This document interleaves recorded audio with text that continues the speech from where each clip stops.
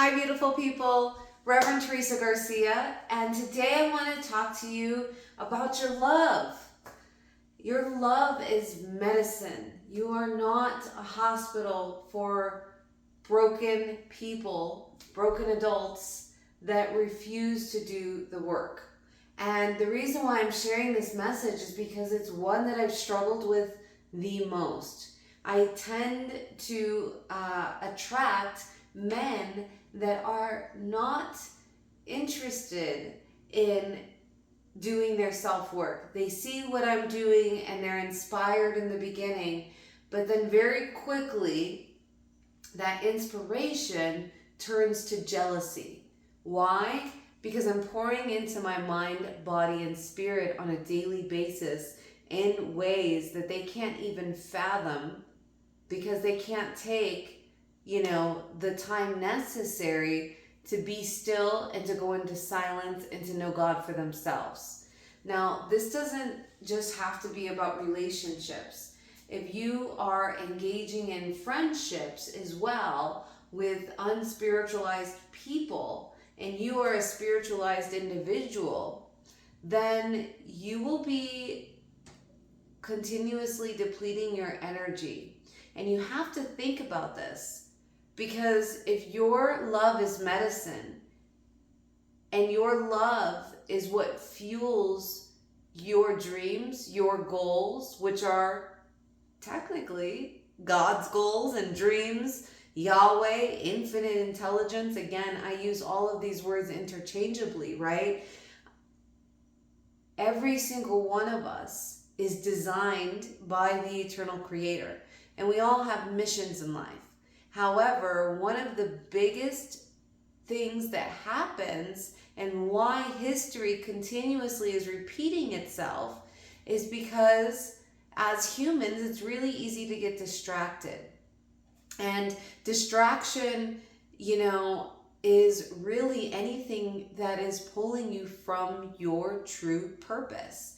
Now, how do you know if you're living your true purpose? One, you're filled with zeal and enthusiasm. You are healthy. You're embodying abundance, which is healthy relationships, not only with people, with money, and with your internal wholeness. And so I'm not saying that, spiritualized people have no capacity to get sick, because they do, because there's disconnection within the majority of us. But the beautiful thing is the lovely Myrtle Fillmore, the founder of Unity, was literally sick and on her deathbed, and she chose to absorb the light instead. She focused on Jesus being there in her mind, healing her every single day until she was not only whole, she then went to change the trajectory of, Unity conscious throughout the entire world. Unity church, spiritual life centers are all over the world. And it would have never started if Myrtle wasn't sick.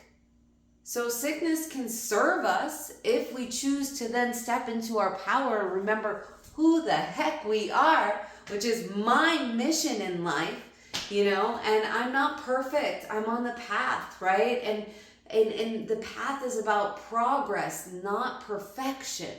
And so, if you're in a relationship and you're addicted to it and you know that it's not good, how do you know that it's not good? Well, if you're looking up your relationship on Google on these emotional reactions from the people around you on a regular basis, then it's not for you, right? If you are constantly being deflated by someone, and deflated means they just need to knock you down a little bit. They got to tell you something is off, something is that you're doing is not right on a regular basis. If you're in a relationship with someone that ignores you, that is, they don't even see you, or they do it on purpose, right? Then you know that you're with someone who is baiting you.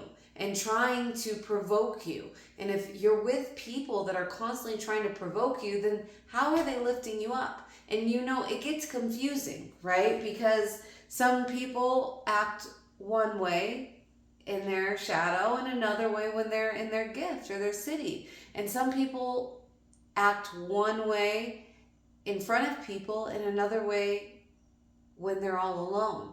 And that's someone that's wearing masks. And so sometimes it can look confusing, like, is this person just really stressed, or is this who they are at their core? But what I'm here to tell you is that a person who truly chooses love and truth, when they're stressed, they're not going to take it out on you. They're going to tell you, hey, I'm stressed.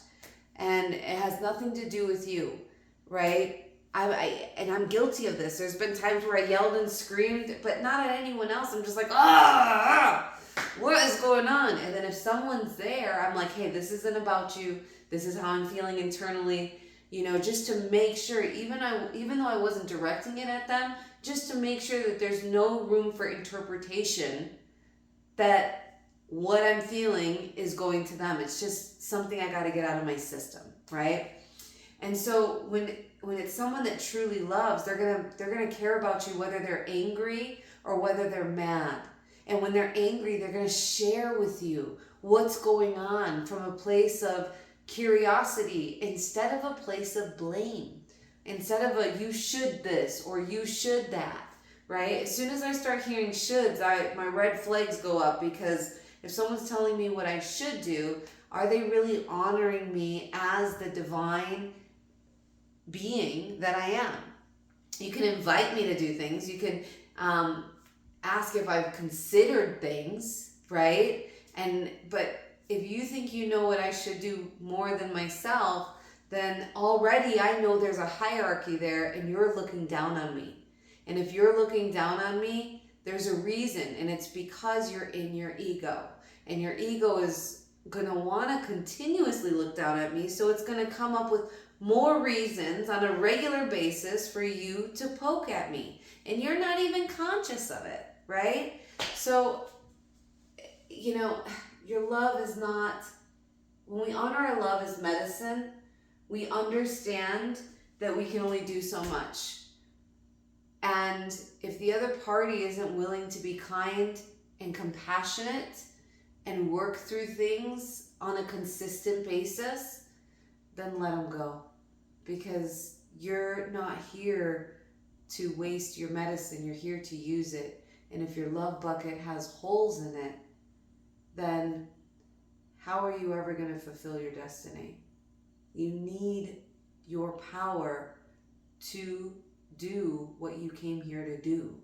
And if you're giving it to people that are choosing to be mean and cruel and hateful and judgmental and all of those things, then you're getting distracted on your destiny. And that's okay. It's a choice that you can make. But I don't know about you. I want to know. I wonder how much positive impact I can make on this world almost every single day.